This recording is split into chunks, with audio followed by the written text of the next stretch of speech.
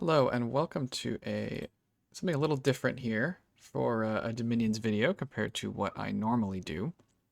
What I want to talk about today is nation picking strategy for the upcoming Lucid tournament in several months, but more importantly, more specifically, what I should be doing if I wanted to do my best to win that qualifier game. Now, first of all, obviously, have substantially less experience and at this point Dominion's talent than is probably required to actually win the game. So the point isn't just to come out here and say, it's not going to happen, not good enough, whatever. The point, nor is it to say, well, I just need to get better. The point is to try and think through what are some of the angles that I could look at or other players could look at to try and build your percentages from 0.1 to 1% or something. Just small changes in sort of like game theory, thinking through what nations you can pick that might give you the best chance. Because I don't know that it's always crazy intuitive. Just look at the nations a little bit. So the first bit, I believe that this tournament is getting more and more popular. Last time it was 12-player games that got to a 16-player final. I don't know if they want the final to be any more than 16 players, but I think the number of players who might want to participate has gone up, which I would guess leads to larger games in the starting round. But it might not. But I don't think it's going to get smaller. So I think you're going to end up with at least 12 players, maybe 16 players. And so one of the first thoughts, if you're playing and you're where I am and you're sort of a weaker player, you're sort of on the bottom, right? Like I just barely qualify for this tournament, right? I have a single player win and one disciples win. So I just barely qualify. So I think the level 1 strategy, right? The first thing you think of is let's pick Ashdod, let's pick Pan, something with strong sacreds, and the goal is to kill people with sacreds. And I think that is a reasonable strategy. I think the issue is that these are not 9-player games, right? These are going to be I think 12 or 16, and these nations can sometimes be harder to transition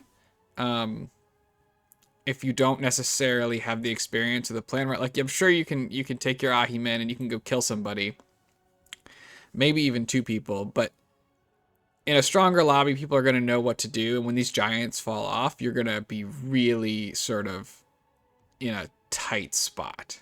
It's going to be really difficult to come back. But you at least are able to execute your level. Your strategy is straightforward, and you should be able to execute it. So I think that this is something that is very considerable. Yes, thank you. I'm trying to hit back. I think something like that is very considerable. The other option is to try and do things that are very coin flippy, very high variance. That would be something like Fascia, Island Start, which I don't even know if you'd be allowed to do, to be honest. But this is going to keep you very protected if it works. And if it doesn't work, the odds were you were going to lose anyway. So sort of getting a big advantage that sometimes works out is definitely a way that you can increase your overall win percentage. So that kind of like high variance thing. Something like Nazca also is potentially very high variance in that you're very likely to get killed early when everybody jumps on you. But if you do like a ton of testing and practice, maybe you can escape the early game alive. The tricky part there is if people recognize that you're newer, they either will go and try and eat you first, which when you're also Nazca means that you could be in a lot of trouble. But it also might mean they don't think you're as much of a threat late, and they may be more interested in killing off other stronger players. Typically, though, I think Dominions players don't do that. I think they typically feel that you're better off getting larger and then dealing with the stronger player when you're hopefully at an advantage. But it's still, it's high variance, and it certainly is a strong nation. So I think it is potentially something that could work. And this is, I guess I want to say, this is in contrast. So imagine you're a really high skilled player, right? You're Arco, you're Sai, you're somebody up there. What are you trying to do to win the game? You want to try and minimize variance because you're probably the best player in your lobby.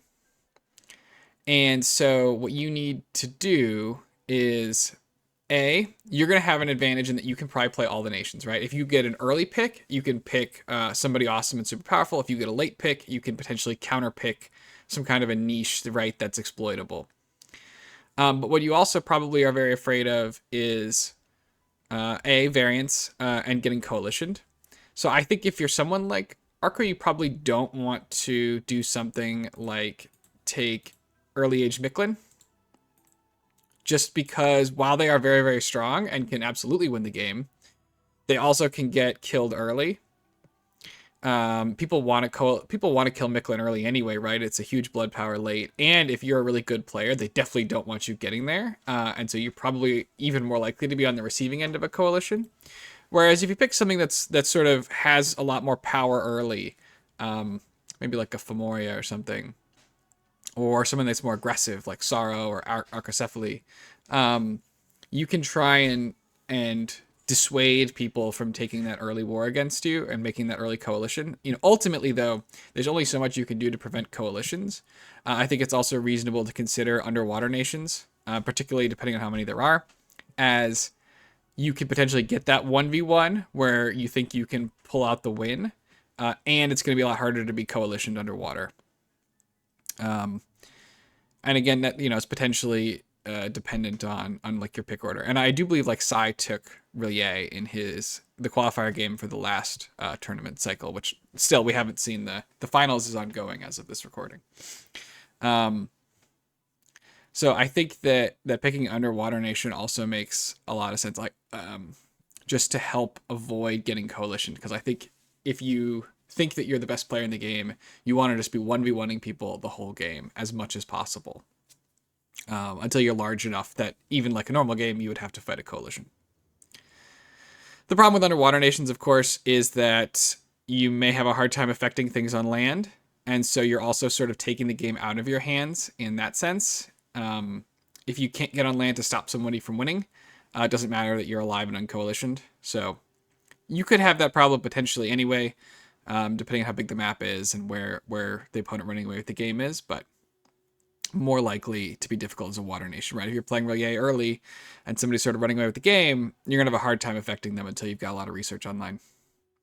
So I think, I think stronger players are going to want to tend to stronger early game nations that can put them in a great position, and then they can use their better skill to get the most out of those nations, and then put their larger size to use. They don't necessarily, I think, need to always rely on having a nation with a huge late game plan, because they're going to be able to sort of make their own late game plan against lesser players. So, I think water nations are potentially good for that. I know, Arco's played Yes many times, but people have won with lots of different things. But back to, so I guess one more step down is like the mid-tier players. And what are the mid-tier players going to be doing that's different than the really high-tier players? I think as a mid-tier player, you're more likely to not be able to play every single nation. Probably don't have as much experience. And you may have nations that you play a lot of, or play certain kinds of nations like flyers or elves or whatever. And you may be better off saying, it's not worth it for me to take a super high tier nation that I have no experience with. And like, if you've never played Scalaria and you don't want to try and figure out how Scalaria works, which I don't know is a good example, but, or maybe Nazca or something, right? Rather than take a really high tier nation, maybe you're like, I'm gonna, my Jotunheim is great, right? It's a good nation. It's not the absolute highest tier. But I play a lot of giant nations, and I know how to make this work, right? I think that the skill disparity between me and the best players is smallest when I'm on this nation that I have a lot of experience with, as opposed to picking just like the strongest nation by like tier list or something. Try and use your experience. You could also try and use really, if you have lots of experience, like really niche things, maybe people don't have as much experience playing against. If you roll up with Zabalba, MA Zabalba, people may not be as, confident in what it is you can do. Because they're not generally thought of, I think, as being a super high tier sort of nation. But maybe you've got, I know that I've seen posts, right? Somebody who has like amazing expansion, and maybe you can sort of come at the game from a slightly different way that people aren't expecting because you have more experience with some of the nations. And so I think that, MA player or middle tier players, right, should probably do their best to pick either nations that they are very good at and have a lot of experience with, or if you're sort of lacking those, I think that you can also consider going for the coin flip nations, like the weaker players, because you need to make up the skill difference.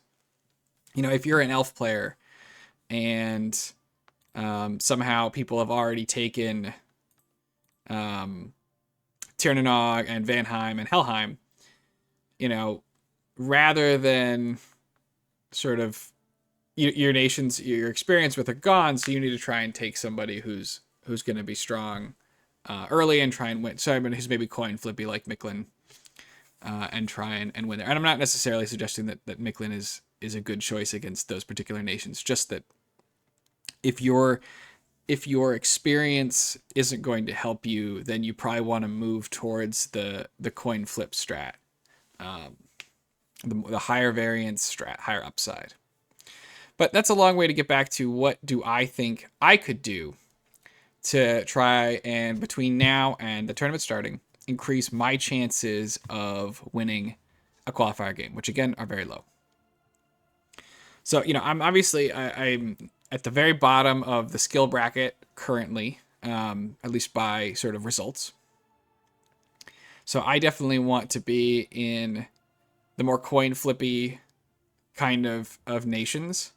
I don't have a lot of experience on any nations, right? I have the most experience I have on a nation is I've played Baratos twice.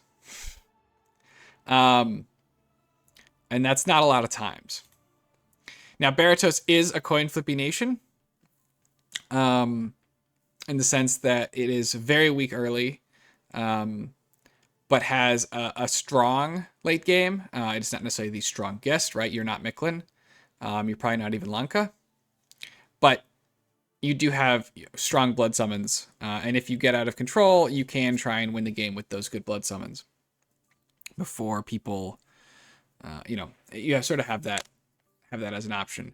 Now, if I was gonna do something like that, right, I would need to do a lot of build testing against the bullies of the age at a minimum, the Sacred Cav nations. You need to have a plan to not die to Wind Riders, a plan not to die to Aryapatas, a plan not to die to Van Heers, Vans, or not Vans, but Hellherdings. And coming up with that plan is definitely going to be, you're going to need a plan for all of them, potentially, depending on how early you start testing. Because ideally, right, you need to say, I can beat this, or I can fight this off before you pick the nation. If you pick the nation and you have no plan, then you really are into just pure coin flip territory. But that's sort of the way it goes. I think a new player, I think you could pick underwater nations, but I suspect that at best that means you don't die. You probably aren't going to win. Which is tough. Maybe if you're like Therados and you're uncontested somehow, but Therados usually gets banned. But like a new player, you're going to have a hard time exploiting any spot in the pick order, right? Because if you get the early game picks, or like the early draft order picks, you're going to be taking nations you may not be as familiar with, and those can be harder to play. And if you're later, you're not going to be able probably to exploit weaknesses because you aren't going to recognize weaknesses or play the nations that can exploit those weaknesses. So it's sort of a tough spot, obviously. Figuring out how you want to play. And so I think I'm leaning towards, for a new player, taking powerful late game nations, because you need to win the game, and as the skill difference is probably going to get larger and larger, and like the experience difference between a new player and a more skilled player as the game goes on. So you're going to need a nation that helps you make up for that. And then you're going to need to win your early game just with like excessive testing, maybe, some kind of diplomacy, that sort of approach. So with all that said, now the question is what to do between now and then, in terms of like practicing or getting more skilled in order to try and win one of those games. So we're looking at what I can do in particular, right? Not that I necessarily will do it. So the question is, one, you could try and continue to play a lot of games with stronger nations to try and add experience to your arsenal. And be able to pick them when it comes up. And again, try and pick probably those sort of either coin flippy nations, or nations that have strong early games and good transitions. So not just something like Ashdod. But strong early game Nazca's, your Miklins and EA, very reasonable. And you could say, all right, I should play as many of these as I can, especially with things like Miklin and Nazca. I'm probably going to lose. I'm either going to lose early, or I'm going to get, and gain a lot of experience that way, because people do want to kill them. You could potentially get a lot of early games in. And you can sort of play a lot of games, and you can spread them out over those strong nations to gain a lot of experience. Another option is you could play a lot of games, and you can just play as one nation. Now, if you're going to play as one nation, you need to make sure it's a nation that's not going to get picked or banned too often. But like for me, right, that's probably something like Baratos. Baratos in all tournament games tournament qualifier games has been picked only twice. I did win one of those games too, but it's been picked only twice, never banned. So there's a very good chance that something like Baratos is not going to be picked up, and you could spend all your time practicing Baratos, and maybe you have enough of an early game plan to break through, and then you can try and win the game from having a strong national footing. I think that is reasonable, but you could also, you could also say, I'm going to try, and the only way I can win is to do lots and lots of practice on one nation, and it has to be a strong nation. Probably one that doesn't get banned, because there's not much you can do about that, but you can hope to get an early draft position. Something like Archacephaly. Maybe you just go and you practice a ton of Archacephaly because they've got great early game expansion and early war with the Wind Riders, and then you can transition into like Mystics, who obviously have great path access and are great mages, and are, on the one hand, not necessarily easy to use, but you're going to want to make a lot of them because they're your research monkey and your battle mage, which helps remove some of the finickiness of nations where you have to worry about having both, like Baratos, right? Who has the Sage, who's a garbage fighter, but every turn your Baraton Priest is researching instead of your Sage, you sort of lost out on your research, so you sort of have to balance Sages versus Priests, and then you get the slow to recruit Stormcaller, so he's going to recruit research slower than either of them, from the perspective of having 2-1, right? He's 15 for 205 gold. The Baraton Sages are going to be only 160 gold, and you're going to get 22. And if you've got magic scales, which you probably will, right, that's even going to be larger. So you could go all in on a nation, and probably not a banned one, but you could try and pick that nation and play a whole bunch of games. I think the other option is similar logic on what nation you pick, but you can try and reduce the number of games you're playing. Play in one game and try and really play that game to the uttermost like you would it was a tournament game for practice, right? Really try and push everything to the edge, spend a lot of time on each turn, and try, treat your practice like you would the real thing, which is, generally good advice all over the place, not just for Dominions. And I think that is also is potentially a very good choice. Again, if the nation you choose to go in on, right, is something like a Baratos, you can expect to lose some number of your games early while you refine your strategy, and so they'll be over faster. You can, even if you're only playing one at a time, depending on if you're winning or losing, right, you could probably fit in several Baratos games before the tournament started, right? It's in 4 months. If you don't have an early game that looks like it's liable to win early, right, you could probably fit 2 or 3 games in. Or again, right, you join everything you can and you play like 8+ games as the nation. And then you just hope to God the nation is available when you play the game, the actual qualifier game. So I think that those are some of the things that you can do to try and get ahead. I think that spreading yourself out is probably not likely to work. I think you won't have enough as a new player. I would not have enough experience, even with 1 game under my belt, as a lot of these, to actually win, or expect that experience to translate into a win. I think that my best bet is to, if I wanted to maximize my chances of winning a qualifier game, pick a nation and only play that nation, and then hope that the nation is available when the game starts. I suspect that you are better off playing 1 game at a time and really playing it to the uttermost, rather than playing many games at once. But that's probably not something that like I would be likely to do, because I like to create videos here, and if I play 1 game at a time, we're gonna have huge gaps in videos. I'm playing in several games right now, and we already are currently experiencing gaps because I'm caught up to games. So I probably am not liable to play 1 game at a time. Probably gotta keep playing in several. And I like the variety, so I probably am not going to be picking just 1 nation to spam over and over again either. But I think that if you really wanted to maximize your chances of winning, something like that would make sense.